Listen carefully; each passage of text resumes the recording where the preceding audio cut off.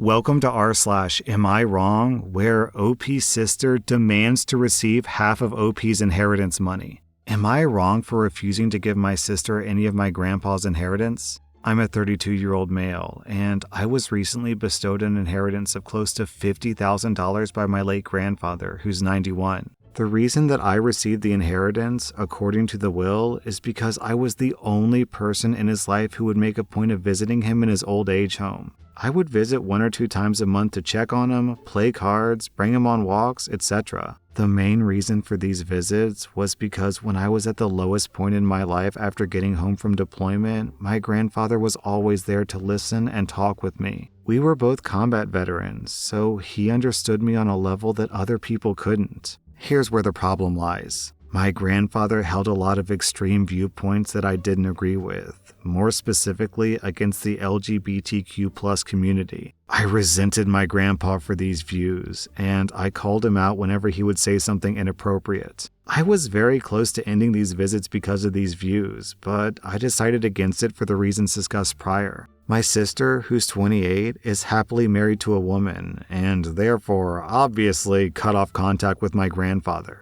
My sister and I have a very good relationship in general, but would frequently fight over my continued relationship with my grandpa. When he passed away and left me the money, I didn't think there would be any argument over it because my sister wanted nothing to do with him, understandably so. However, when she found out about it, she demanded that she should receive half the money. I was shocked and basically told her no way because she wasn't the one who had been visiting and providing care for him for the last 5 years. My sister was visibly angry, and we haven't been on speaking terms since. This has left me wondering whether I'm the bad guy because my sister was a victim of my grandfather's bigotry. However, I don't think that half the money is a reasonable request. I'll accept whatever judgment I receive. Am I wrong here? Okay, this is a really complicated post because on the one hand, your sister is a victim here. So it sucks that she's doubly a victim because not only did her grandfather hate her, but also she was cut out of the inheritance. On the other hand, legally and ethically speaking, if you earn money, you can spend it or give it to whoever you want.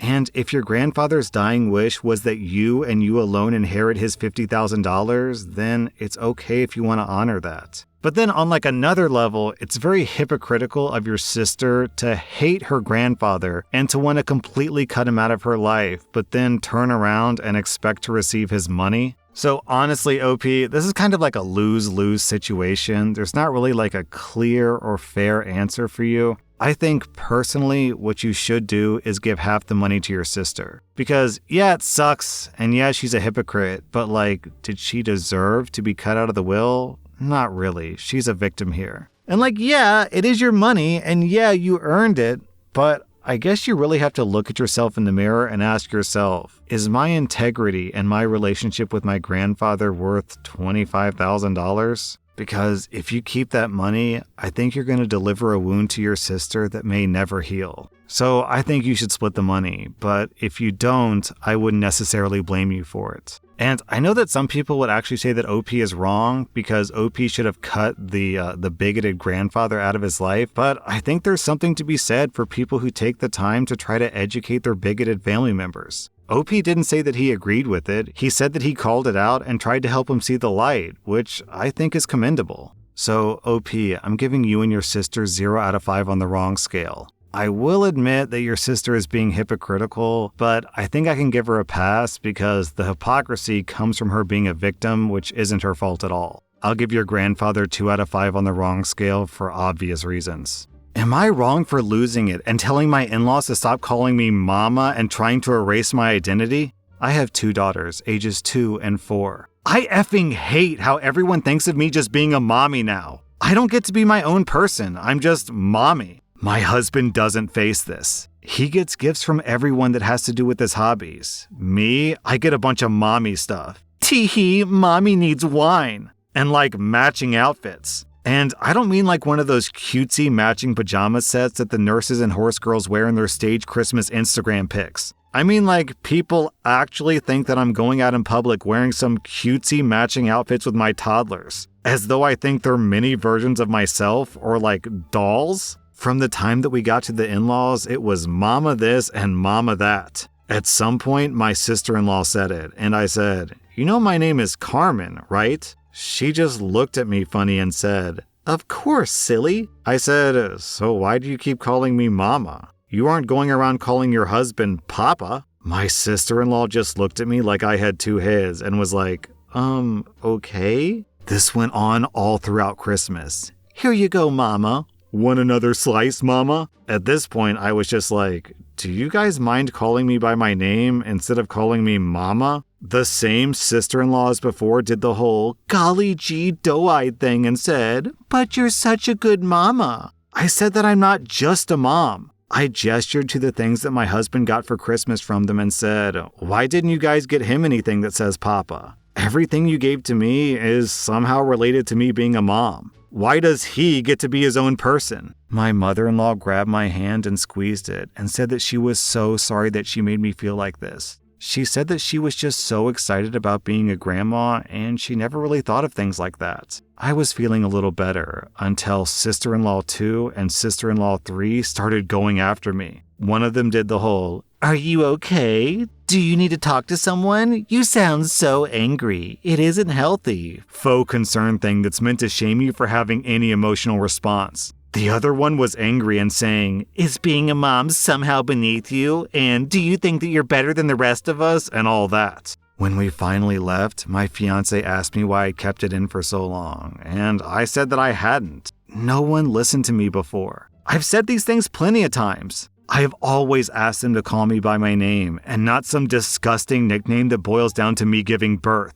He nodded, but said that I'd put a big pallor on the weekend and that I need to apologize for the outburst at some point. I said, sure, as soon as my sister-in-laws apologized for dehumanizing me for years. We're at a stalemate. Am I wrong?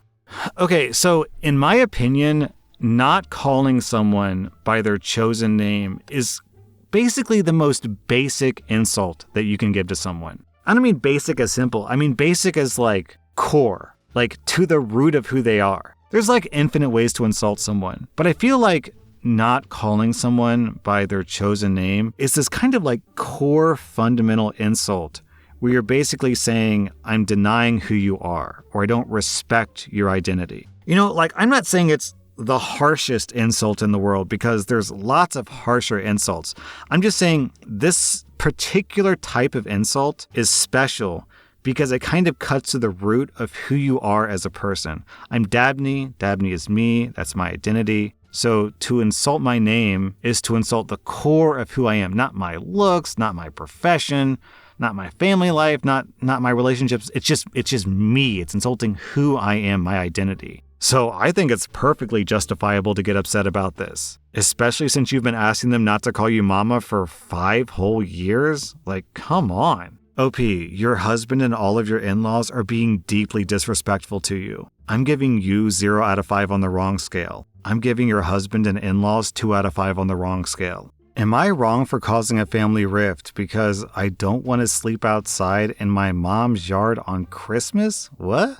I'm an 18-year-old girl and I'm the youngest out of 4 kids. My siblings are a 31-year-old brother, a 28-year-old sister, and a 25-year-old brother. We were raised by our dad and stepmom, and our biological mom lives in another country with her husband. Our biological mom wants me and my siblings to spend Christmas with her this year and has offered to pay for our transportation and visas. My siblings are all married and have kids and are going to bring their spouses and kids with them. Our mom's house is quite big, and she said that she'll spread out air mattresses in the living room and there's a guest room. She didn't say anything specifically to me about where I'd be sleeping, so I assumed that I'd be sleeping on one of the air mattresses. Well, one of my brothers told me that my mom expects me to sleep in a tent outside. I honestly thought that he was messing with me, but when I asked my mom about it, it turns out she did. The conversation wasn't in English, but it basically went like this. So, my brother said that you expect me to sleep outside in a tent. Is this true? Yeah, I thought you'd be fine with having your own tent.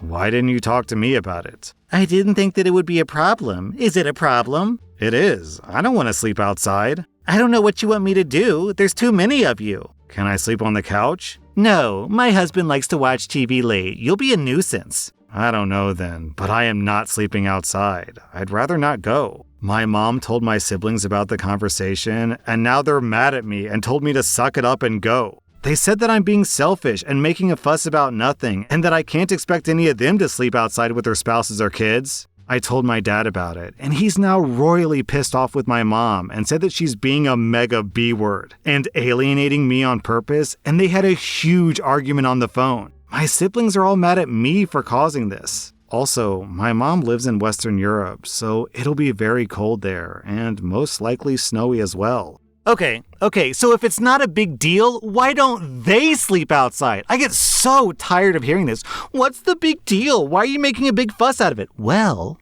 then, if it's not a big deal, you do it. Then you do it. You do it. Then you do it. Why don't you do it? Right? Like, oh, I don't understand how you could expect me to sleep outside when I'm married with kids. So, what does that have to do with anything?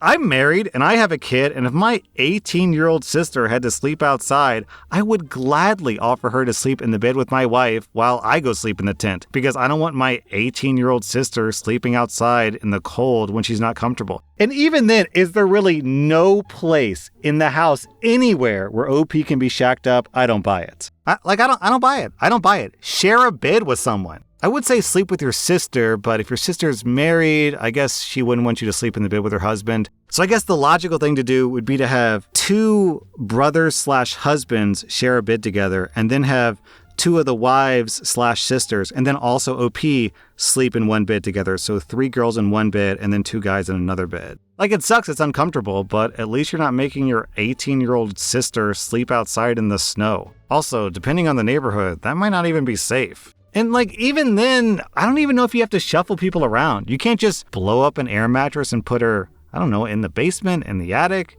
in a hallway, on the floor of one of the bedrooms where the other people sleep. Like, there's so many options. What about the couch? What about the couch that the father uses to watch TV? What if he just didn't watch TV for a couple of nights? Would that be so bad? Or what if, what if you just buy her a hotel room because you don't have space and because you actually care about her as a human being? Like, the list goes on and on and on. There are so many options available, but they defaulted to the worst option. I agree with your dad, OP. She is intentionally being a B-word, and she is alienating you on purpose. You know, the first line of this story is, we were raised by our dad and stepmom, and our biological mom lives in another country with her husband. The very first thought that went through my head is, her mom lives in another country? Doesn't she see OP and her kids? Doesn't she miss them? And now, after reading this story, I get it. No, she doesn't miss them. She's one of those women who puts her husband above everyone else and literally just does not care about other people, including her own kids. I am starting to see why your dad divorced your mom, OP. In any event, OP, I'm giving you 0 out of 5 on the wrong scale. I'm giving your siblings 1.5 out of 5 on the wrong scale for their awful I've got mine mentality. I'm giving your mom and her husband 4 out of 5 buttholes for honestly putting TV on a sofa ahead of their own daughter's safety. Am I wrong for silently getting up and walking out of the restaurant during New Year's Eve dinner after I was told to pay for everyone at the table, including my in-laws? I'm a 32-year-old woman, and recently I inherited a good amount of money from my mom. I keep the money in a separate account because I still haven't decided what to do with it, and I don't want it to go to waste. I notice my husband constantly bringing up the inheritance money and making countless suggestions as to how I should spend it. Another thing is that he expects me to pay for nearly everything the past couple of weeks. For New Year's Eve, my husband and I met up with his family at a restaurant to celebrate. It was going fine until I found out that I was expected to pay for everyone at the table. My husband's mom joked about paying for dinner out of my inheritance pockets, which made me livid, but I showed no reaction. I just silently paid for my own food and drinks. Then I got up and made my way out of the restaurant. They were shouting after me, and my husband tried to get me to come back, but I drove home. My husband got back at 3 a.m. yelling at me, saying that I was pathetic to get up and walk out on him and his family after they relied on me to pay for their food. And they thought that I was gracious enough to do it, but they were wrong. He said that I humiliated him and his family, and that what I did was an attempt to get back at them for not being able to help my mom when she was sick. All I'm gonna say is that is not true at all. He's mad, and he's saying that I caused a huge rift between his family and me when it wouldn't have hurt me to pay for the celebratory dinner. Am I wrong? Down in the comments, Rich Signal says it best. So let me get this straight. Your mother died after an illness, and the thing your in-laws take from this is, great, now she can pay for everything. Yeah, not the butthole. I agree with this poster, OP. The way that your husband and in-laws are treating you is super disrespectful. They should be showing you sympathy at the loss of your mom, not greed. OP, you get 0 out of 5 on the wrong scale. I'm giving your husband 2.5 out of 5 on the wrong scale, and your in-laws 2 out of 5 on the wrong scale. That was rSlash the A, and if you like this content, check out my podcast where I publish the exact same episodes. Also, hit that subscribe button because I put out new Reddit videos every single day.